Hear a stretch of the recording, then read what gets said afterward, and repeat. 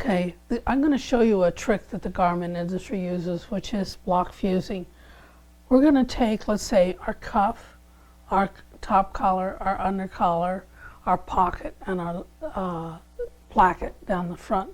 And we're going to say it needs to have this much fabric folded in half in order to make the interface, all the pieces for the interfacing.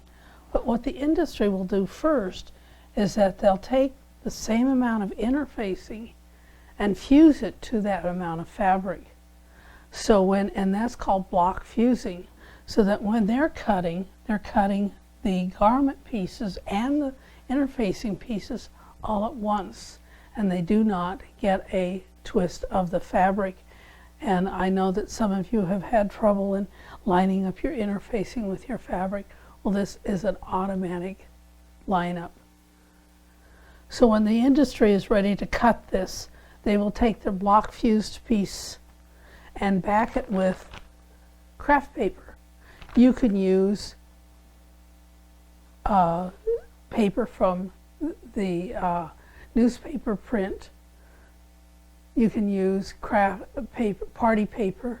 You can use doctor's paper that use for the exam table. But here we have, as long as you have a good paper, the tissue paper will not work. It's a little too light. But once you line up your fabric and your grain and everything, then you're able to lay your pieces down. And you can use a rotary cutter from then on, but you have to pin your pieces through the pattern, the fabric, and the paper, and then cut them out or use the rotary cutter. But you will end up finding out you'll never get any slip or slide.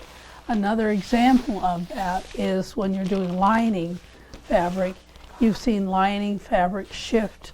The industry would never allow anybody to cut without paper underneath and make sure that it's cut so that it does not shift at all. You cannot have any shifting pattern pieces because it makes your garment fit incorrect. Another way to press if you don't have a steam generated iron is that you would have your pattern piece, de-interfacing, and then a pressing cloth. Then you can put your iron on a good steam. In order to melt your glue on your fabric, you must have a hot steam iron. That's why I still suggest a steam generated iron. Ask one, if you don't have one, ask to get one for Christmas. So the steam generated iron allows the glue on the other side to melt. And some customers of mine will say, but I don't like press-on because it peels back off.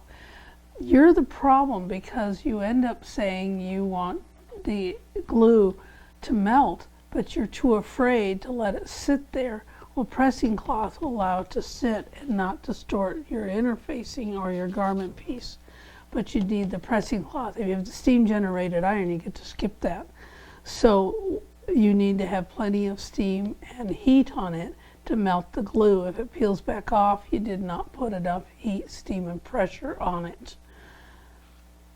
Thank you very much for listening to the demo. Again, our interfacings are on our website, which is www.fashionpatterns.com.